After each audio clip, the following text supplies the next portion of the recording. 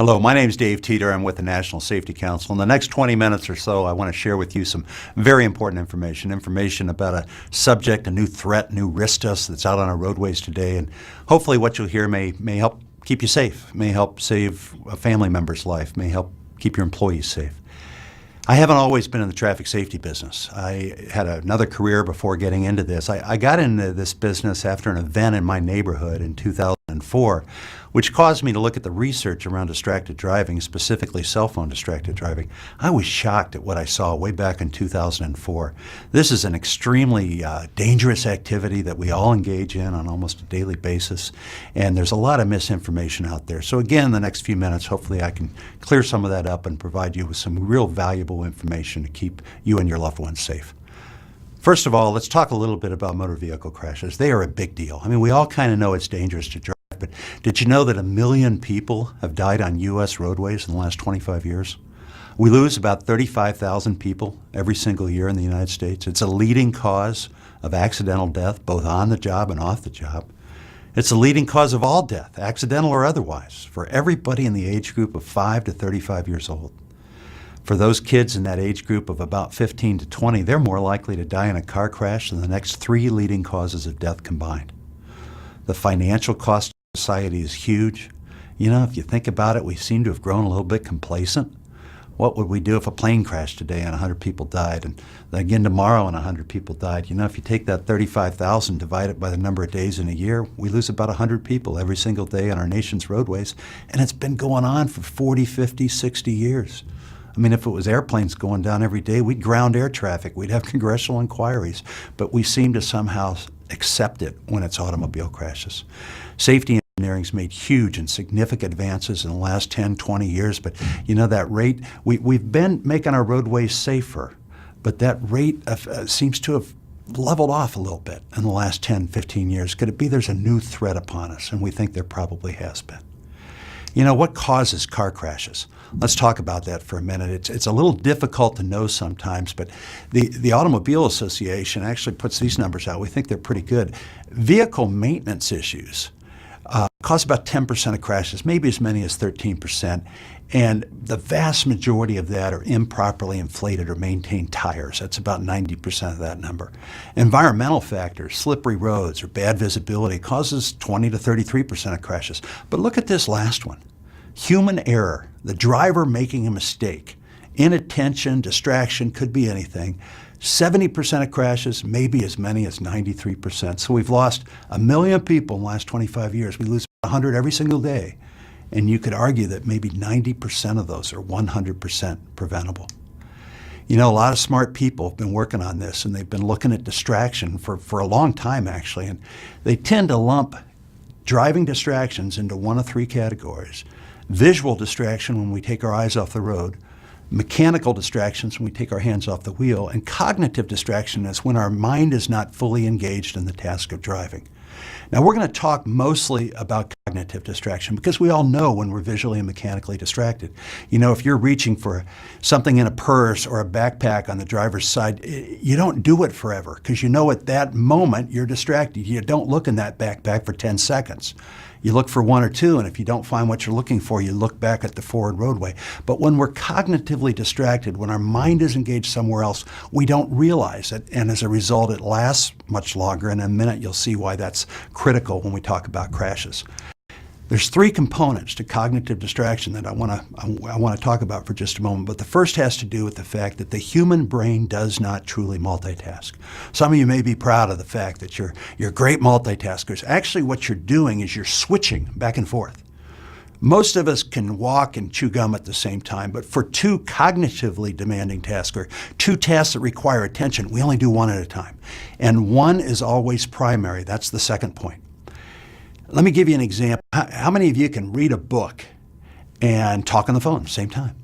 How many of you can watch your favorite television show, be engaged in the plot, and talk on the phone at the same time? You can't do both of those things well. So 1 is always primary, and what happens is you generally don't do either very well. But when we're driving and talking on a phone, it's not the driving task that's primary, it's the talking task. You know, and if you think about it, it's pretty easy to understand. Driving most of the time doesn't require a lot of skill, a lot of attention.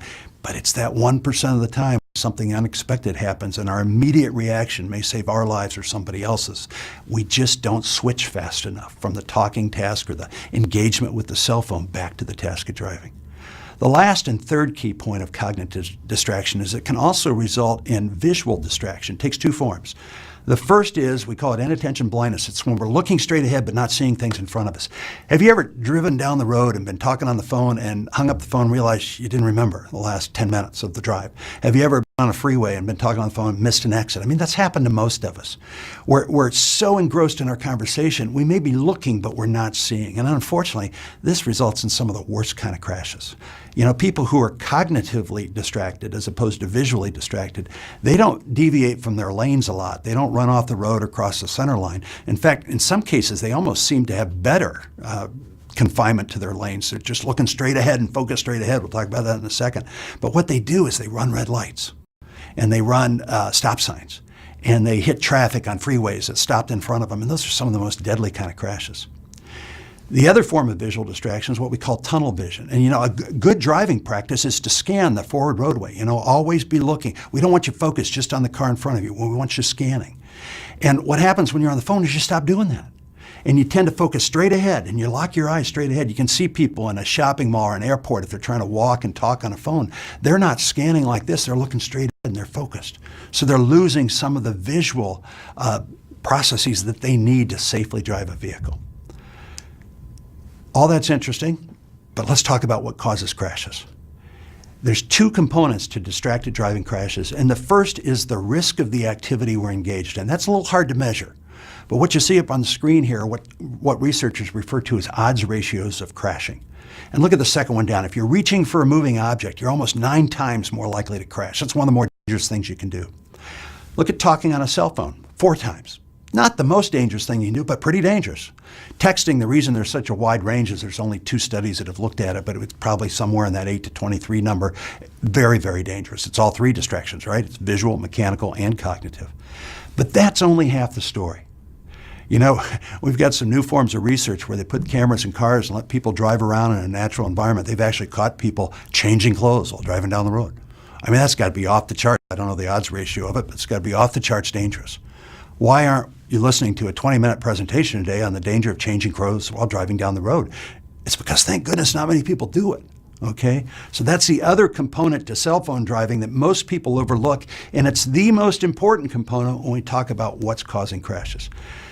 The U.S. government once a year goes out and observes intersections, and they come up with usage numbers or prevalence numbers of people on cell phones. And in 2011, they observed about 1.3% of all people at any given moment were manipulating a phone, probably texting. But look at that, the next one. They observed 9%. Almost 1 out of 10 were talking on a cell phone at any given moment. Now, for some of you, those may not sound like high numbers. In fact, most of us think it's probably a little higher. And the texting one was done in 2011. I think it probably is higher since then. But we can't get things like, you know, eating a hamburger, putting on makeup, or even adjusting a radio, something that happens often but doesn't last as long. We can't even get those to register. And at any given moment, 10% of all drivers are talking on a cell phone. Now, if you think about it, we've only had, they started as car phones, we now call them cell phones, but they've only been prevalent in our society for maybe the last 10, 15 years. They've been around longer than that, but they've only become ubiquitous in vehicles in that amount of time. So it's really kind of a new threat, and all of a sudden, already, 10% of all drivers at any given moment are distracted by that activity. You know, if you take the odds ratio of crashing and you take the prevalence number, we can put those two assumptions, those two variables together. Everything else is pure mathematics. And we did this, and in 2011, which is where those prevalence numbers are from, we think about 25% of all crashes involve cell phone use. You can see only 4% of them were texting. The other 21% were actually talking on a cell phone. Now, as texting prevalence goes up, more and more people are doing it, that number will get bigger. But right now, even though talking is not as dangerous, it's not as risky, we're probably all more likely to get hit and hurt or killed by somebody who's talking on a phone just because so many more people are doing it. So distracted driving and how it results in crashes is not just how risky it is, it's how often we're exposed to the risk. A lot of people don't understand that about this issue. Let me talk about some of the research that's been done, and a whole bunch of research has been done. Some of this I looked at back in '04. The Insurance Institute for Highway Safety, they're the crash dummy people. They wanted to see if there was a statistical relationship between talking on a phone and in this case, getting hurt in a crash. So they hung out in emergency rooms, and people came in who were injured, not too seriously, but injured in a car crash. If they could get two things, the exact time of the crash and their cell records, they put them in the study. They collected about 500 participants over a year. They did this fancy case crossover analysis. They came up with several conclusions, but here are two of them. First of all, likelihood of crashing, and in this case, likelihood of getting injured in a crash, went up fourfold, 4 times more likely. Secondly, they did this in a market where they had passed a recent handheld cell phone ban, so there were people still using handhelds and there were a lot of people on hands-free, so they had both in the study. And secondly, the risk was exactly the same regardless of whether people were on a handheld or hands-free device. Now, for some of you, that may be new information, but think about it based on what we've just talked about. What changes when you use a hands-free device? You know, the only thing that changes is you're putting one hand back on the steering wheel. We've been driving manual transmissions for years and never been worried about one hand off the steering wheel. Sure, you know, it's always best to drive at 10 and 2, but we don't have an odds ratio for crashing with one hand off the steering wheel. Think about what doesn't change. Cognitive distraction remains exactly the same. How many of you can read a book or watch your favorite television show while you talk to somebody on a hands-free device? Doesn't make any difference. The National Safety Council, National Transportation Safety Board, a whole bunch of safety organizations around the world have actually looked at this, and we've looked at all the studies out there. There's over 30 studies that have tried to find a safety benefit to hands-free devices, and we can't find one. So remember that talking on a cell phone is dangerous regardless of whether you're on a hands-free or handheld device. The folks at University of Utah wanted to see if there was a difference. They wanted to see how this compared to driving drunk. I mean, we all know how dangerous it is to drive drunk. They took 40 adult subjects. They had them drive a simulation course. They had the same 40 come back a month later, drive another course while talking on a handheld phone. They had the same 40 come back a month later, drive another course while talking on a hands-free phone. And then the last experiment is they came back and they drove a course, no cell phone, but 0.08 blood alcohol level. Couple interesting findings. This was one of the studies that said, hey, the handheld and hands-free drivers drive exactly the same. There's no difference. And then secondly, and this is scary, but the cell phone drivers, they had slower reaction times and they got in slightly more crashes than those who were drunk at the 0.08 level. Now, there's a couple of key differences between drunk driving and distracted driving. One of them is, remember, the drunk driver is drunk for the entire journey, and the cell phone driver at any given moment can hang up the phone and no longer be impaired. There's also a little concern about how good simulators are at predicting crashes because, you know, people may behave differently in an environment where they know they can't get hurt. But you know what? They're great at measuring reaction time, and we know that reaction time is key, maybe the key component in avoiding a crash. And imagine this, that 10% of all drivers at any given moment on our nation's roadways are on cell phones and have slower reaction times than if they were drunk at the 0.08 level. That's pretty scary. Last study I'll share with you is the folks at Carnegie Mellon were able to combine a brain scan, an fMRI machine, and a driving simulator so they could see what was going on in the brain while we were driving. And the brain you see on the left and that red part lit up, that's somebody who was doing nothing but driving. That's all they were doing was driving, and that's the part of the brain that was engaged for the task of driving. Look what happened when that same driver just picked up a phone.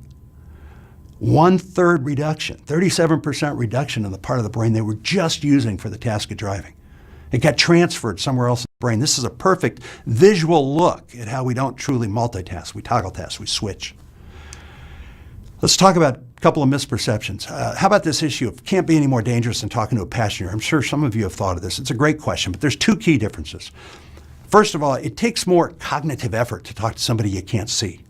You know, if you can see body movements and motions and body language, it doesn't take as much effort than trying to close a sales deal while talking to somebody on the phone as opposed to sitting in front of you. But probably more importantly is the passenger is in the same driving environment as you are.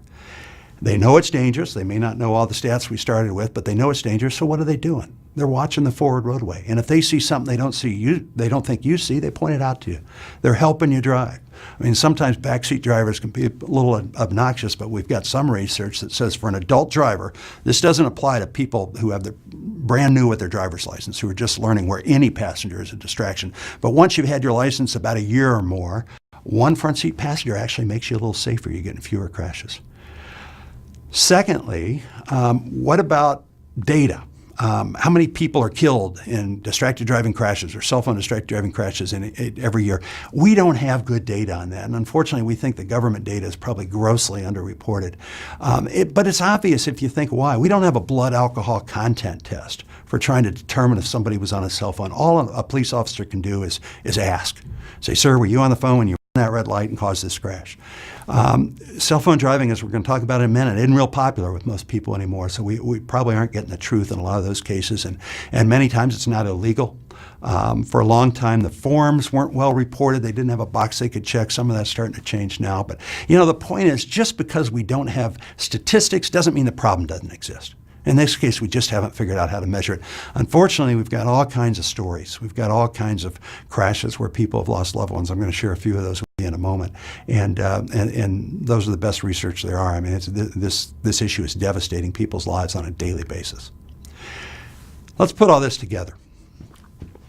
Crashes are a big deal. Car crashes are the single most dangerous threat to us on a daily basis. It's the leading cause of death for everybody between 5 and 35 years old. Human error causes the vast majority of crashes. Cell phone drivers are 4 times more likely to be involved in a personal injury crash.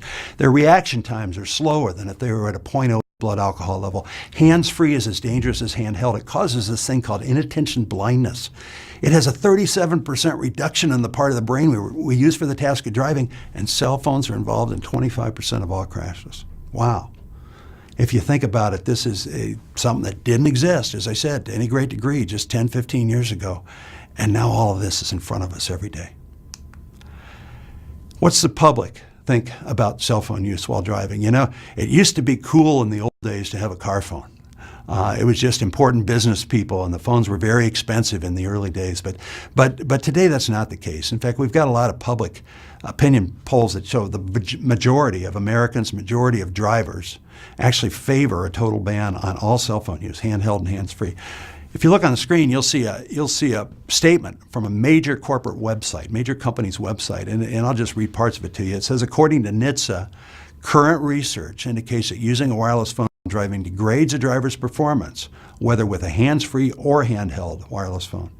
They go on to say, consider turning your phone off and allowing calls to go to voicemail while driving for your safety and that of those around you. Who do you think says that? Whose website is that on? It's on Verizon's website. The wireless industry is pretty much in agreement with what you've heard today. The auto industry is a little slower. They're in a tough spot. Their customers are telling them they want to be connected all the time. And even though they probably don't want other people updating Facebook while driving, if I can do it, since I'm a better driver than everybody else, I might buy your car. So they're in a little tougher spot, although I do want to show you an ad of a car company that I think is on the right track. So your seat good? Get the mirrors all adjusted? You can see everything okay? Just stay off the freeways, all right? I don't want you going out on those yet. Just leave your phone in your purse. I don't want you texting. Daddy, okay? Okay. There you go. Be careful. Thanks, Dad. Call me, but not while you're driving. We knew this day was coming. That's why we bought a Subaru. Call me, but not while you're driving. That's nice to hear coming from a car company. Okay, let's wrap up. I want to give you a few takeaways and give you a personal challenge, and then we'll tell you a few stories and be done. We need our full attention for the task of driving. Driving is a cognitively demanding task, and driver error is a leading cause of crashes. So as long as that is the case, the driver needs to be focused on the task of driving. Multitasking is a myth. We can't do 2 things at once and do them well. In other cases, it may not be a big problem if we make a mistake, but if we make a mistake while driving, it can be huge. It can be catastrophic. Hands-free is not risk-free. Okay, going to a hands-free device is probably not going to make you safer, and it's risk exposure, which makes cell phones such a big threat. I like to challenge everyone I speak with, and I'd like to have you consider doing a test, doing your own test. Your life may depend upon it, and I guarantee you your world won't end, but pick a month, one coming up, get prepared for it. Tell your colleagues, tell your family that you're going to go for a month without using your cell phone for any reason. Change your no answer greeting. My no answer greeting says, hi, this is Dave. I'm either away from my phone or I'm driving. Please leave me a message. Go for a month and see what happens. I think if you can do it and get by for a month, you'll find out several things. I hear this from all kinds of people I've personally experienced. Number one, your world will not end, I promise you. You'll figure out ways to get by. Your business will not suffer. And for some of you, that may be very hard to believe, but you'll adapt. You'll do other things differently and you'll make it work. You'll get out of the vehicle at the end of the drive less stressed and more relaxed. You weren't multitasking. You'll have more energy for the rest of the day after a morning commute, for example.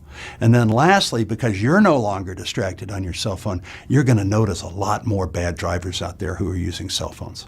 So do it for a month. If after a month you don't think those things have happened, you don't think you're a better driver, you can always choose to go back to whatever company policy and law dictates in your specific markets. But I think the vast majority of you not only will say, hey, this wasn't too bad, but you'll even become advocates. You'll get a little afraid of what you're seeing out there. Secondly, please try to not talk with people who call you while they are driving. Unfortunately, I know a few stories of somebody on the other end of the phone when a crash happened. I know of one father who placed this call to his son, and his son crashed and died while talking to his dad. How'd you like to be a part of that after what you know today? Okay, lastly, let's wrap up, and I want to tell you just a couple of stories. Unfortunately, there's a whole bunch of them out there, but this is why we're all interested in this, because this issue is devastating lives on a daily basis. And I've had the opportunity and the great opportunity to meet some of these people as we've gone along.